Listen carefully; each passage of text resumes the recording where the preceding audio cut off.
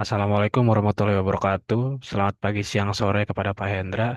Di sini kami dari kelompok 15 dengan anggota saya sendiri Rasel Risak Daun Tamu Bolot dengan NIM belakang 083 dan rekan saya.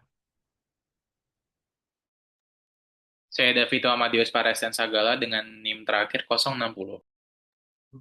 Di sini kami akan mempresentasikan hasil jurnal yang telah kami cari mengenai Kamins di mana yang berjudul yaitu Criminal Behavior Analysis and Segmentation Using Kamins Clustering.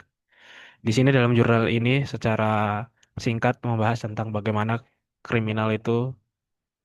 keadaan kriminal di India dan jurnal ingin mengelompokkan tindakan-tindakan kriminal itu menggunakan Kamins di mana karena ada banyak sekali tipe kriminal di sini yang dipilih oleh tipe tipe kriminal yang dipilih oleh penulis jurnal itu adalah tipe kriminal fraud atau penipuan yang terjadi di India.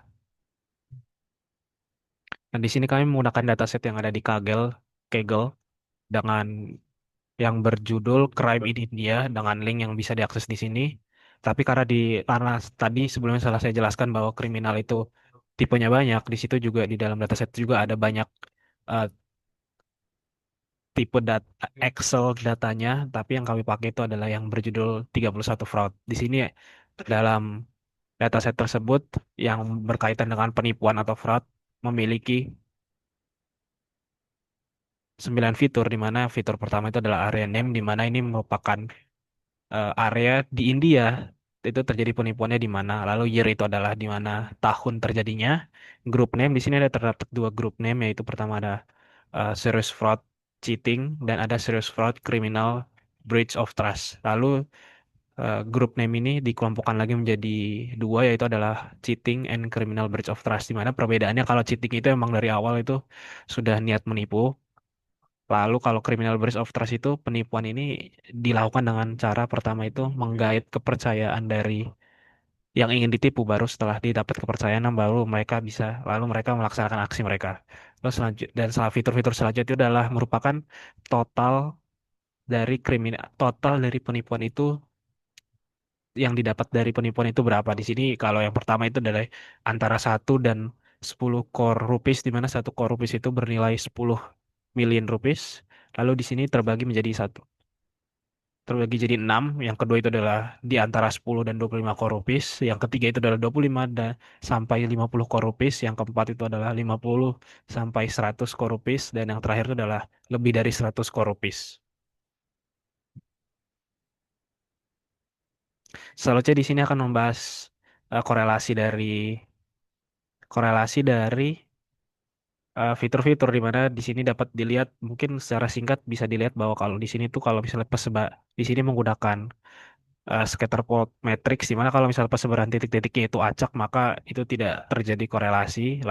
Tapi jika misalnya ada di sini garis titik-titiknya itu bergaris vertikal membentuk garis vertikal itu artinya bahwa tidak ada hubungan sorry bukan tidak ada hubungan artinya nilai X itu hampir sama untuk setiap datanya tapi Y-nya yang berubah.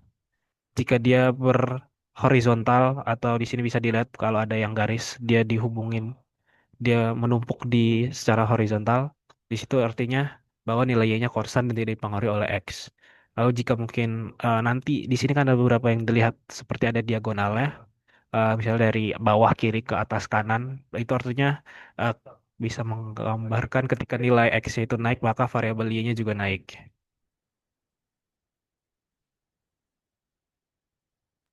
Mungkin saya akan ambil alih untuk bagian pre-processing features dan selection untuk kedepannya. Jadi di dalam paper ini sendiri ada beberapa pre-processing yang dilakukan terlebih dahulu. Mulai dari menghilangkan missing value atau dipangkas dari dataset yang dimiliki, dan juga mengubah fitur-fitur yang sebelumnya kategorical menjadi numerical. Nah, selanjutnya untuk feature selected untuk clusteringnya itu terdiri dari group name, value of property stolen, dan juga value of property recovered. Clustering method menggunakan k-means tentunya algoritmanya adalah K-means dengan cluster yang berjumlah 5 dan masing-masing cluster tersebut setelah dilakukan percobaan terdiri dari 35, 53, 157, 156 dan juga 48. Di outputnya sendiri ada cluster-cluster centroid ya dan juga 2D plot ya. Mungkin kita langsung masuk aja ke hasilnya. Nah, di findings kita menemukan eh, gambar seperti di kiri ini untuk klaster yang didapatkan dan juga ini adalah foto-foto dari eh, program yang dijalankan oleh si penulis ini. Di sini juga kita bisa melihat bahwa K-means-nya 5 cluster dengan size 35, 53, 157, 156, dan juga 48. Dengan masing-masing cluster itu memiliki version-version yang berbeda mulai dari version 1 sampai dengan version 9. Nah,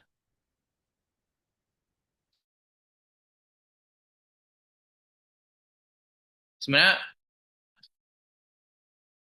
Find akan mengomong dengan size-nya sendiri ya.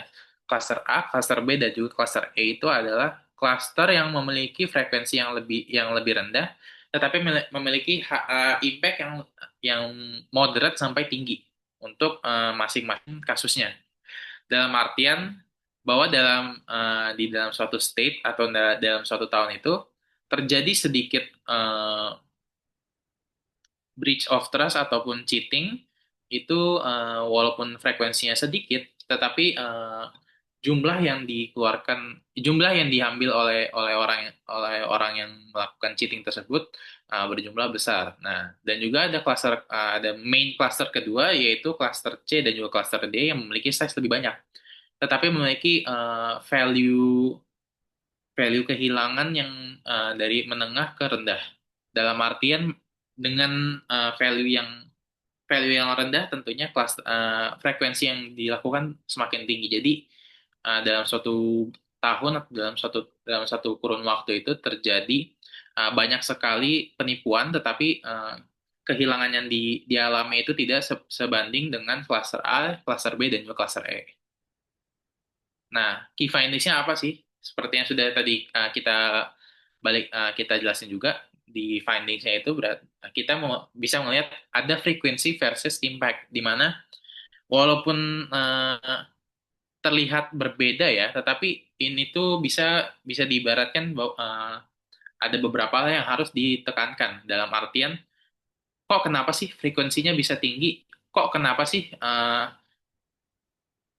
kehilangan barangnya itu bisa sebesar itu. Jadi itu yang bisa kita lihat bahwa oh memang concernnya itu di bagian sini loh. Concernnya itu bahwa eh, kalau frekuensinya tinggi itu berarti barang-barang atau nilai nilai barang yang hilang itu sedikit. Tetapi kalau frekuensinya sedikit, kita harus prihatin karena nilai barang yang hilang itu pasti banyak. Nah, dan juga kita harus ini sih harus kita membuat policy-policy tersendiri dalam artian kita juga harus misalkan kayak kalau kita ingin memberikan ini ke pihak yang berwajib, kita harus membuat seperti aturan-aturan lebih yang lebih pas dalam artian, oh kalau memang large cluster atau enggak misalkan kayak low value incident itu kita harus membuat kayak misalkan program pengecekan di dalam kebagian polisian. Tetapi kalau memang harus menemukan kayak cases-cases yang value-nya sangat tinggi, kita itu harus ngeinvestigasi dong. Kita nggak harus investigasi dan juga nge-recover barang-barang yang terhilang itu dengan menggunakan kayak specialized team dan juga legal follow up. Nah, rekomendasi kita buat apa sih? Kita merekomendasi beberapa hal, mulai dari kita ngebikin map cluster biar kita bisa nge-identify oh uh, yang terjadi kayak cheatingnya itu lebih banyak di mana sih? Nah, misalkan oh di bagian India di sini, oh di bagian India yang di sini begitu. Lalu ada juga inspect cluster untuk nge-list exact incident dan juga kapan waktunya biar kita bisa ngelihat oh apakah ada pattern kah? Oh apakah kita bisa menanggulanginya untuk ke depannya kah gitu. Computer cluster level totals untuk ngelihat di masing-masing cluster ini tuh berapa sih berapa percentage sih loss yang dialami, dan juga run silhouette dan juga stability test dalam artian untuk nge-repeat k-means biar kita bisa ngecek apakah value yang kita dapat sekarang itu sudah sesuai atau belum dengan seeds yang berbeda. Nah, summary-nya apa sih? Oh, summary-nya itu dengan menggunakan K-means yang menggunakan K sama dengan 5, kita bisa ngelihat bahwa cluster ini terbagi menjadi dua loh, di mana yang satu frekuensinya rendah tetapi loss-nya itu tinggi, dan juga yang frekuensinya tinggi tetapi loss-nya rendah. Dalam artian kita bisa melihat ya, oh memang pattern-nya di sini, oh memang kita bisa menanggulanginya di sini dengan beberapa langkah ke depan. Mungkin itu saja presentasi dari kelompok kami untuk tugas AVDTO ini. Mohon maaf jika ada salah kata dari kelompok kami, dan terima kasih telah mendengarkan presentasi kami.